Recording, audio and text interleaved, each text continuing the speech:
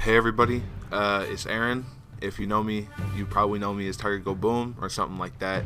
So basically today I'm with a startup for a channel called One Size Too Large, and today I'm going to be doing a Boruto holistic review of the anime so far, going up to as far as episode 65 when the basically Momoshiki and Boruto fight ends. That's sort of what I'm going to be covering and giving my thoughts, opinions, reactions, all that stuff. It's going to be sort of an amalgamation of clips from the show, of amvs, of just live reactions, all this shit. So hopefully it's something you can enjoy, and it's something that I am really going to enjoy making more of as I move on to other animes and other shows. I'd really like it if you would check those out, follow me, do all that shit. Any help is appreciated. Over at One Size Too Large, we're gonna also be trying to do some more stuff aside from just anime reviews and that type of shit. We're gonna be trying to do some like cooking shows, all those types of productions. I think it'd be really fun because I just think it'd be really fun. So anyways, moving on to the Boruto review. Going into the show, I didn't really think much of it. I liked Naruto. I didn't really like the end of Shippuden, but it's not made by the same person, so it's hard to really compare those. It's hard to sit there and say, apples oranges, right? So I sort of set my expectations pretty low just because I didn't want to get over happy with it. So anyways, let's get on to it. Thank you. Tell the feeling like I'm trapped in my damn mind. Tell the feeling like I'm rapping a damn lie. Tell the feeling like my life is a damn game. Nigga really wanna die in the nighttime. Let's do it. Let's fucking do it, everybody. I might cry. My heart. As far as the actual characterization of Boruto goes, he actually shares a lot of parallels with Naruto himself when he was younger. Boruto is not growing up without a dad per se, but he's growing up in a fucking situation in which his dad's not around. My daddy's not around. But he's growing up in a situation in which his father isn't around, isn't there to guide him through his life, isn't there to provide the support that he sort of needs because he's busy with the Hokage job. Naruto is the 7th Hokage, so he has a lot of paperwork to do, a lot of responsibilities. And you hear the sort of phrase all the time in the anime, the entire village is my family, coming from Naruto. And I think that that's a very important aspect to remember when you're seeing Naruto and Boruto's interactions. So you can't just hate on Naruto for being busy. Hokage is gonna be busy. Everyone in the fucking village can see him putting his fucking life on the line. To protect them with all he got. So, the one thing I do find interesting is that they do share that sort of parallel and they go about it a little bit differently. Boruto just fucked up. Boruto just cheated in a situation you don't want to cheat. Boruto, although it doesn't really seem like it, he acts out more than Naruto did. Naruto grew up without parents and being sort of just ridiculed by the rest of the villagers for having the demon fox inside of him, right? So Naruto set his goals on the highest possible point on becoming Hokage just to make everybody see him and everybody realize his ambition and just not be a laughingstock anymore. Boruto is sort of going about that the same way, just not taking it as seriously and not that broad of a spectrum. Boruto is very focused on trying to get his father's attention, trying to get his dad's approval, trying to get that recognition. Everybody knows. Everybody's disappointed. I'm disappointed. As a viewer, I'm disappointed. And I knew it was happening for 10 episodes. He's never claimed he wanted to be Hokage. He's never claimed anything like that. At one point, he was even curious if he even wanted to become a shinobi. Boruto's first and foremost reason for being and reason for doing what he does is to get Naruto's approval. Other ways that Boruto and Naruto are actually a lot alike, they actually share hella similarities in the literal shit they do. Like Naruto, you've seen him painting the great stone faces, right? You've seen him all up on them fucking walls, all up on them rocks with his little paint can, fucking painting up a storm. Boruto did the same goddamn thing. Boruto sort of restricts it to Naruto's face, but he still does the same motherfucking thing. So that's like a hardcore fucking crossover right there, just harkening back to what Naruto used to do. Also, you get to see Boruto just sort of do a little bit of tormenting around, like being the fucking badass in school. Not badass, but like a bad kid, right? He's being a bad kid in school, skipping class, not coming to class, getting in trouble, just like Naruto used to do. So as actual characters and personally, they are a lot alike. However, some of the differences I think are what really flesh out Boruto's character and make it interesting to watch and not just be like you're watching Naruto again. Oh, good gravy. Don't look back at him. What did they do? What did they do to him? What did they do? Naruto, be okay. Please. Please be okay. I'm sure you're okay, but please. Because Naruto and Hinata are the ones who got together, Boruto has a lot of those traits, and that's sort of what they focus on more from Hinata's Byakugan side. Like you get to see Boruto fight with his palms, like with palm thrusts as opposed to punches and kicks like Naruto used to do. Boruto still uses kicks, but it's more like the gentle fist style that he inherited from Hinata.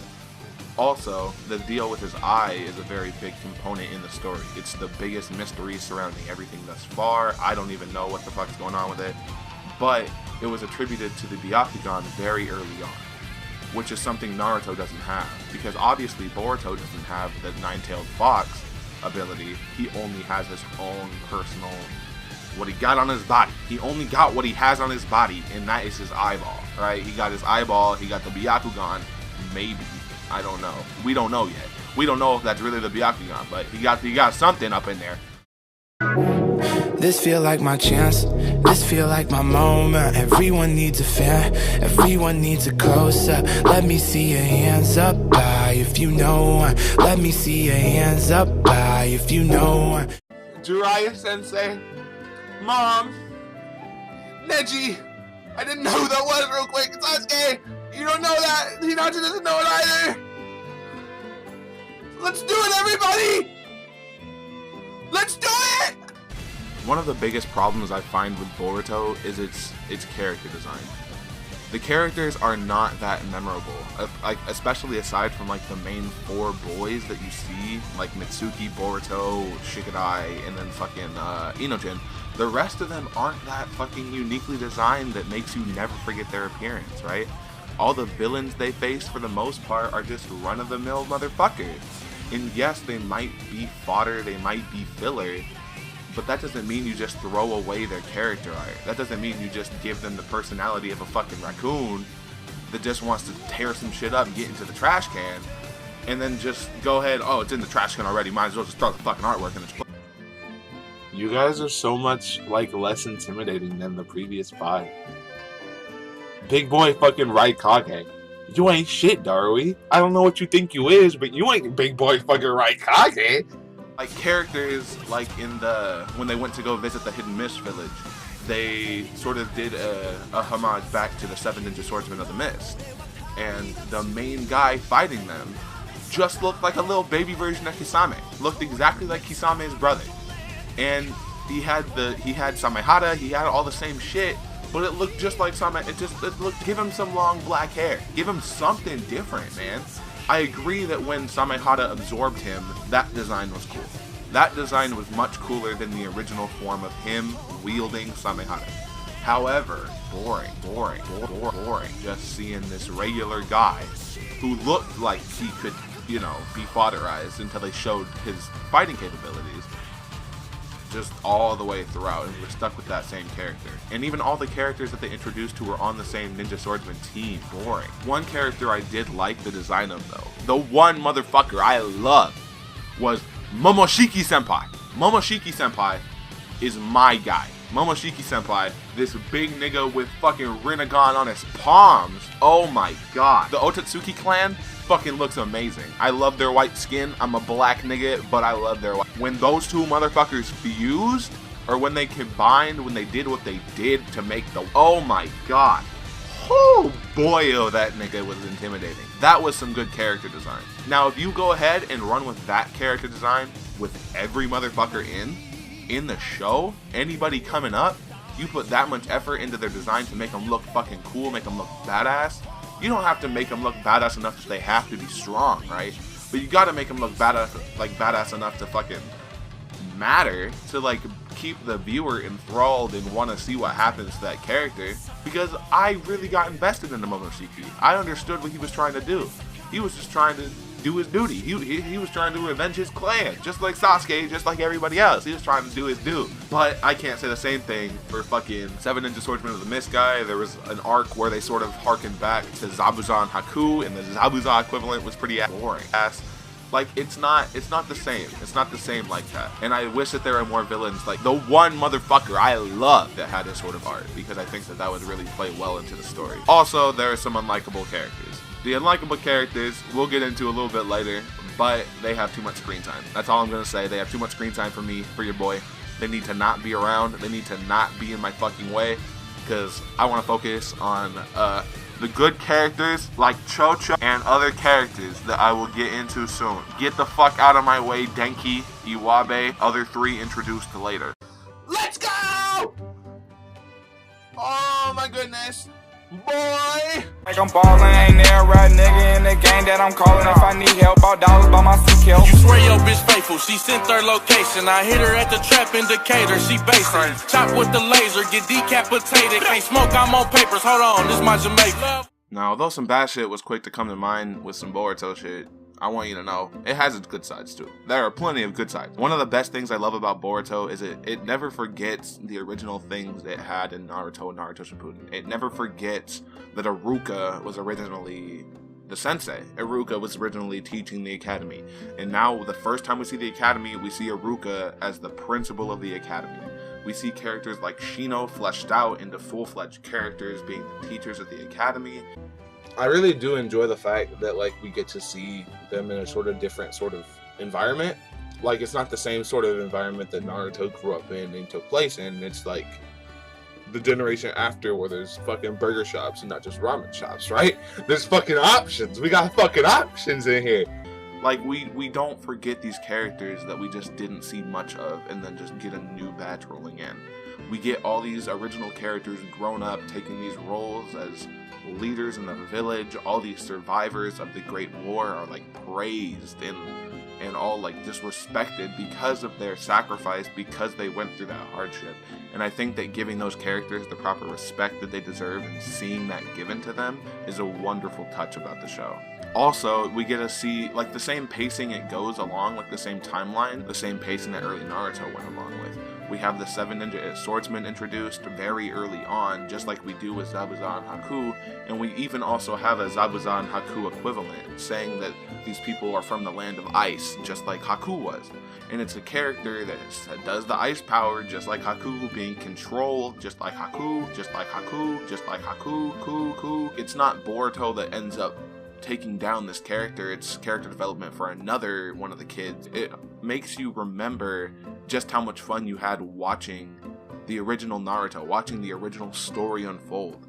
I think ultimately the show just provides new faces with a very comfortable feeling. Even characters like Shin Uchiha, who was trying to pursue Itachi's ambitions. Going all the way back to Itachi's ambitions, and this nigga doesn't even know the truth? Oh my god. This nigga's misguided, man. All that stuff, it all comes together in such a wonderful way. It makes it its own unique show, with like its own unique entity, but without just having to be solely a unique entity, without having to cut its ties originally 100% from Naruto. See, even in this shit, they're still worried about fucking going to different schools, fucking breaking apart, finding new buddies. Finding new buddies is the worst thing for a little boy. Little girls, I imagine. Little girls? Boys and girls better have separate tents. All I'm saying. Yeah, the blue one better be the girls' tent. All you iggy, grubby boys, keep your fucking hands off the girls.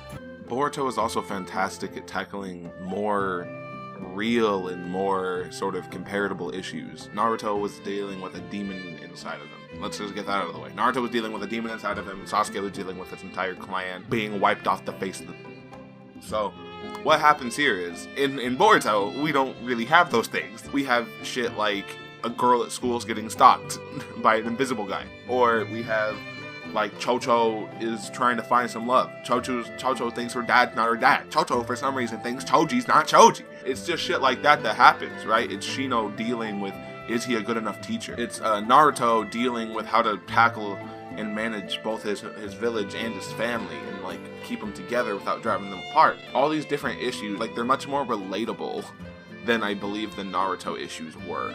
This moment makes me like all the characters a little bit more, except for the characters I don't like, right? Because I like this sort of moment. I like this interchange of them all sitting around the fire and, you know what I mean, all enjoying the carp that they all caught. You know, it's nice.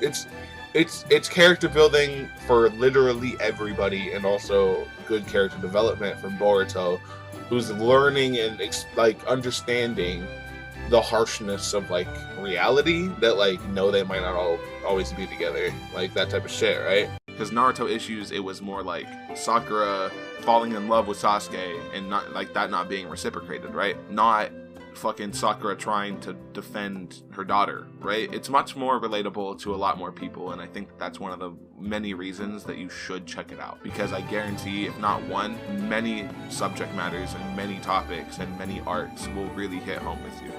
They all off my checklist, I fucked them then hated their presence. They judge off a daily appearance, the children inherit from parents. You cannot buy beauty on clearance, this rollie just shows that I hear it. I'm cold as a spirit, looking for warmth as a soul with endearment, until I found you like I stole from existence. Now we're moving on to the top 5 character segment. My favorite personal 5 characters that I love from this show. My number 1 motherfucker, big nigga Momoshiki. The one motherfucker I love. Oh my god. Now, big nigga Momoshiki is easily one of the most dangerous niggas we've seen in the entire franchise. He is he has the ability to absorb jutsu just like Kaguya did, but he also has a friend. He also has someone else there to fight alongside of him, right? Kaguya was alone. Kaguya was alone after Madara got absorbed, after all that shit happened. Kaguya was alone by her goddamn self. Momoshiki got friends. Momoshiki got some goons with him. That his goal is not as fruitless. Haha, you'll get it. It's not as fruitless as sort of Obito's was. His girlfriend died. The girl he liked when he was 10 years old fucking got killed. Like, it's not as fruitless as that. It's more ambition, it's more duty, it's more, yeah, I think it's more dutiful. So you get to see his interaction with Gaara, with Killer Bee, with Naruto, trying to get this fruit back. And it's not even just because, like, hey, I just want to be the strongest nigga. It's like, no, I have the right as a god to be the strongest nigga. And oh boyo, when Momoshiki, and I don't even remember his name, his friend, when Momoshiki and his bodyguard fucking come into one body, oh boy, that Momoshiki is the best designed fucking character I think in this show, 100%. This is perfect. This is the best representation of how I feel about these characters. Another character I really enjoy in the show, which sort of gets, he's the main character, so I don't really have a choice, Boruto. Now, Boruto has some of the most, like, cool combination attacks you've ever fucking seen. The Boruto stream, in which he combines his lightning kunai with his wind palm attack. It's so cool. It's something Naruto would never have done or never think of or anything like that. And especially when he learns the Rasengan, it has its own nature to it. It's able to disappear, it's able to vanish and then reappear. And I think that alone gives him sort of the top 5 slot just because he's interesting. He's fun to watch, he's unique, he's energetic just like Naruto was, but he has even more flashy fight scenes than Naruto ever did. He's relatable, he's fucking fun, he's fucking just a class clown. They say this a lot in there. He's the nucleus. He's the fucking bug nucleus. I don't know, maybe because Shino's the teacher. Everything centers around him, and I think you can't not love a nucleus like that, especially when they got the juice to back it up. Our next character on my top 5. I'm starting to like Shikadai more. He's coming around. He's getting better. He's getting better. Is big boy Shikadai. Now, Shikamaru and Tamari might have been my favorite couple. I'm gonna say that right now. Shikamaru come in with a weasel. Tamari coming in with the weasel. Shikamaru coming in just with a nice shadow sensing jutsu. You know, avenging Asuma and shit. Shikadai doesn't have that same level of ambition. I don't think Shikadai is really feeling it too much. He tries pretty hard. But he's a little bit lax. He takes after his dad in that way, in which if he took after Tamari, oh boy, he'd be strong. But what happens is he has more of that combative personality when you really get him going. In the Chunin exams, he takes on Boruto, and you actually see him go at it in a way that we never really saw Shikamaru go at anything. We never saw Shikamaru just kunai fighting niggas. We never saw that. But we've seen Tamari fight like Tayuya and shit, right? We saw her just cut down a forest in one fell swoop. We've seen her be pretty brutal with 10-10 spawn. And now we get to see Shikadai sort of just go ham. And Shikadai looks awesome. Like, he inherits the sort of more slanted eyes from Tamari, and I think that just works fantastically. So I love Shikadai. He got his own arc. He got like an entire arc that was based around the Haku guy. I'm so mildly uninterested in this arc. And Shogi, like all this stuff that they're just making come full circle with Shogi. He's one of the main characters of like the little boys, and I think there's good reason for it. I think they pay a lot of attention to him and pay a lot of respect to him, and I think that's why he made my top 5 list. Now the only female on my top 5 list is the biggest, baddest bitch, Chocho. I'm chubby, so what are you trying to say? That you're fat, Chocho. Your entire family's fat. Right? It be like that sometimes. You can't stop your chopsticks. You can't. You can't stop them. Chocho is just the biggest, baddest bitch. I don't even know if I need to say anything else. But Chocho, she over here thinking all the niggas hitting on her. She over here thinking niggas stalking her. She over here fucking thinking, oh, you like my body? Watch me eat these chips get bigger for you. That's Chocho in a nutshell. She has like the most fucking relatable, like not even relatable, but she relates things to chips whenever she possibly can. She fucking just says like, these chips are at the bottom of the shelf. Like, I could have just passed them up, but they're a product trying to make its way in the market. Shut the fuck up, Chocho. You fat bitch. Oh my god. I have a right to fucking try them. God damn, yes you do, Chocho. Yo, you go fucking try them chips, even if they It's time for a late night snack already. Fucking awesome. Because Chocho is who I idolize. Now my 5th character, sort of a toss-up. I feel like Mitsuki is not gay, but he has such a gay tendency. It's you, Boruto. But it's like a baby. He fucking influenced him so much. I mean, I don't know why he's on the list, but he's on the list. It's Mitsuki. Mitsuki is pretty cool. Mitsuki is a character that at first he's introduced and you think he's a villain. At first he's introduced and you think that in the first arc, when there's all this shit happening, all these people being possessed, all this stuff happening, you think that it's him causing it. Because that's just how they sort of lay it out and how they set it up to make it seem like he's the one inciting all this drama, the new kid in class. So I think it's pretty cool. I think he's a great character. He constantly refers to Boruto as his son, and I think he's just a Boruto hype character. He has one of the coolest abilities that hasn't really been shown off yet, but really should have been, and that just sort of keeps interest to make sure that you don't like leave it, right? You don't leave the show before you get to see big nigga Mitsuki do what Mitsuki does. You don't leave the show before that, because if you do, you're a fool. Mitsuki, I don't really fuck with this arc. It's not great. It's not a great arc to me. It's making me hate Denki more. I'm kind of for the Byakuya clan. I'm kind of for it. The gang, they're taking down Denki's fucking house. What the fuck do I care? Keep hyping up Boruto. Keep doing your goddamn thing. I'm with you. I'm with you, man. All right. I love your dad. We're gonna leave it at I love your dad. Anyway, I'm stopping bags like the TSA. Listen up, you little bitches, it's a PSA. I'm still shading all these niggas, yeah, the deed away. You gotta pay me flat bread, yeah, the Pete away. I know you're sad and tired, you got... What's up, yeah. Pause. No. The characters in the background, they did this on purpose. They did this excellently. Except not Inojin. I like Inojin, but they did this great. They have all the characters here. All the characters right here, all looking up at the sky. And look at their placements, right? My favorite characters are in front. Boruto, Chocho, Sarada, everybody's up here. Even Mitsuki and fucking Suzume. Suzume? Is that her name? Suzume? And even Shikadai. I like these characters. The motherfuckers in the back. Iwabe. And then behind Iwabe is Denki. Yeah, fuck those two. I'm not going to spend as much time on these bullshit characters as I did with the top 5 because they don't deserve my attention and my love.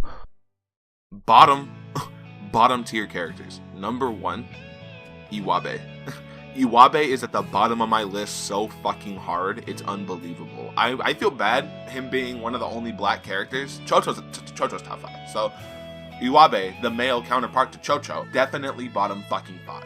He's introduced as the slacker. Already hate him. Already hate this motherfucker. His jutsu is boring as shit. Nigga, go build a sandcastle, get the fuck out my show. I hate Iwabe because he never does anything useful. He's pretty stupid. He's the best at ninjutsu apparently, which I think is pretty bullshit. I think that's pretty self-proclaimed. So that's fuck Iwabe. The second bottom 5, oh boy, yo, it's fucking Denki. Go for it. Run Denki out of fucking town. I don't give a shit. Take Iwabe with you. Denki doesn't even have jutsu. Denki doesn't even have any special ninjutsu he can use. He's fast, he's able to fucking do some shit. He's the smart guy. He's the one that's going on the computer and figuring out the problems. What good is that in combat? He tries using a sealing technique on Iwabe before anything like happens to see if he can use it in combat, and hell no, you can't use that shit in combat. He has nothing remarkable to add, and I hate his character design. He's pretty boring. Because of his uselessness, Denki's number 4. Denki's number 4 in the bottom 5. The third one is actually Shino. I mean, I'm not gonna tell you exactly what happened, but he gets washed by some kids. Twice. He gets washed by some little children. Not once, but twice. And he's not the greatest teacher. That's all I'm saying. I'm gonna leave it at that. He gets washed by some fucking kids. I don't even know this character's name, but he's bottom 2. He uses the fuck out of Boruto for his own selfish purpose, and he also almost kills literally all the main characters by powering up Momoshiki. It's the guy who created the scientific ninja weapon. I don't know his name because I don't care to know his name.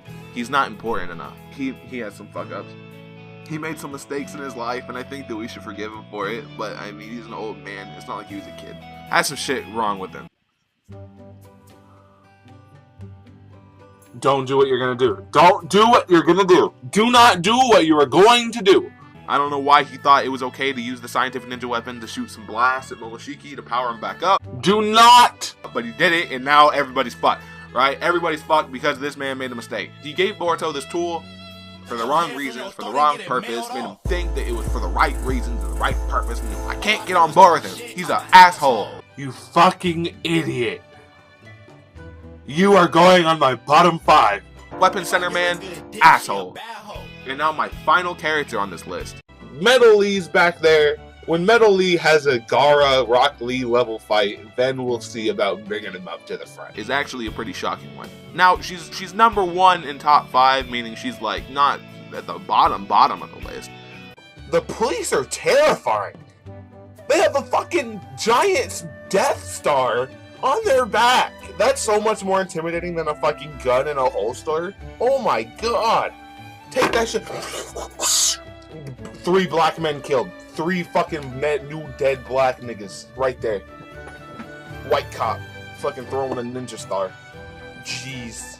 But it's Sarada. Sarada relies way too much on her fucking Sharingan. I believe as Sasuke and Sakura's fucking daughter, there was so much you could do with her. She fluctuates a little bit between being cool and being dumb, but like for the most part, she's pretty dumb. I like this interchange between Boruto and Sarada. I like this a lot. This is working pretty nicely. They're not looking at each other, which is a perfect fucking like wall that you're putting between them. That like they still don't have that sort of comfortability. You know what I mean? There's like that sort of tension. And he's fishing. Tension. Fishing line. She doesn't have anything yet. She has the fireball jutsu she can't control. She has the Sharingan she can't control. And she has Sakura's strength, which I don't think she can control. All I'm saying is right now Sarada's not really pulling her weight. She's just relying too much on the Sharingan, getting washed. She's just fucking shooting fireballs at people, getting fucking washed. She's just repeatedly getting washed, and I don't know what to do about it. I'm sorry. Work harder. You ain't getting nothing that I'm saying. Don't tell me you nothing like them other motherfuckers. I can make you I can make you this, baby. I can make you that. The animation in this episode and like these episodes, just the coloring itself is so beautiful. I don't know what it is about it, but like I just think it's so clean and crisp in these episodes, more so than any other ones. Am I wrong? The animation in Boruto is actually something that fluctuates a little bit too frequently for my taste. The final fights of each arc are really fucking fledged out and like great. Like they have so much attention to detail poured into them. For instance, the Momoshiki fight with Naruto and Sasuke, the taijutsu scenes were unlike anything else we've ever seen. They were so wonderful and so like, they just looked so realistic and so possible. It was wonderful. It was so cool seeing that and seeing those different sides of the show and what animation capabilities it has, as opposed to just using consistent ninjutsu. However, the day-to-day sort of fights and the day-to-day sort of actions that the characters do, it sort of is a little bit stale. It looks like they sort of reuse some animation, not like chip for chip, but Cho-Cho will only use her partial expansion jutsu, making one arm bigger every single time we see her. It would make it nicer if there was more attention to like detail poured into those fights, so we don't have to wait 20 episodes to get that fight that we're looking for, to get that epic fucking combat, right? Yo! Lift that shit! Lift that shit, Naruto. Fucking push it back! Ooh, fucking do that shit! However, I believe that from a comedic standpoint, the show's animation is on fucking point. All the little details that go into making the show so fucking funny works amazingly. This show is far funnier than Naruto was. I think that that's just due to the characters. I believe that Boruto is a more funny character than Naruto is, like because he's just a little bit smaller and just growing up in a more calm environment, that he has time to build that sort of sense of humor, and they have more sort of freedom to play with that humor. And I think that that shows so much throughout the show, through facial expressions, through Naruto being exhausted, through like getting hit in the balls, through Himawari fucking taking on the Byakugan, beating the shit out of niggas. Like, it's crazy the shit that happens, and it's so funny every time it happens and every time you see it. So I think that for that reason the animation's actually pretty good, but you can't go into it looking for epic fight scenes every episode. You can't. Every fight scene is not going to be epic. Every fight scene is not going to be fledged out. Every fight scene isn't going to be overwhelming and memorable. However, the ones that are done very well. The Sakura versus Shin fight, the Momoshiki versus Naruto, and the Sasuke fight, those are all done excellently, and I really recommend watching it, if not for anything else, just for those two fights. One of the final points I wanted to hit on in this review is the OSTs. The OSTs in the show, the music throughout Boruto. It has some of the best music I've ever heard. I feel like they took some tracks from Naruto, moved it through Boruto, and made it even better. Let me clarify to you, Lord Hokage does not look okay. Nothing you saw, Iwabe, makes it look like Lord Hokage is okay. This flashback music does not make it look like Lord Hokage is okay. Like Sarada's fight theme, Sarada Heartache, all these are uniquely designed for this character due to the name. But it's so amazing and so wonderful just hearing it and how well it pairs to what's going on. When you're seeing all this shit happen, and just in the background you have like it pairs so well. It's hard to really talk about music because it's hard to like justify how just like instrumentals make you feel, but this shit made me feel, man. So the OSTs, fucking my favorite ones right here.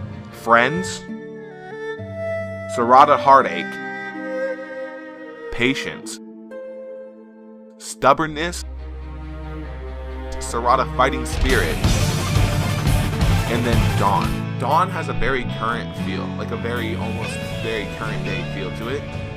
The music is so good, everybody. The music is fantastic. It's great. Sarada Fighting Spirit, I think, is one of the best fighting ones, one of the best like intense action, upbeat in the entirety of the show. They all work well for their own purpose. These are just the ones that I really loved and stuck out to me. I guess you're just gonna have to go watch the show and figure out what sticks out to you, right? I guess that's just the next step, is you go watch the show.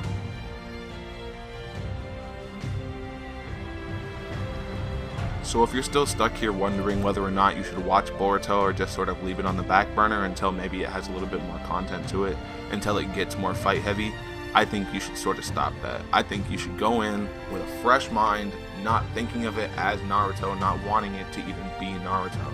You should want it to be Boruto, man. You should want to go in there, laugh your ass off, cry a little bit at these intense fight scenes, get riled the fuck up, and just enjoy the show. Because that's exactly what I did. You can see throughout my reactions of certain episodes, I fucking stood up, I fucking clapped, I fucking screamed, I did all this shit because that's what the anime made me do. So if you want the anime to make you do that, I suggest you go check it out. You can watch it wherever the fuck you want to watch it. I'm not sponsored by anybody. I'm new, so I'm not sponsored by nobody. So I'm not going to say Crunchyroll. That's where I watched it, but I can't say that. So, watch Boruto. Stay tuned for the next anime. If you have any animes you'd like me to watch and review to and do a holistic review to, just be sure to leave them in the comments. Let me know, and I'll do my best. But until then, guys, peace out, and I hope you enjoyed.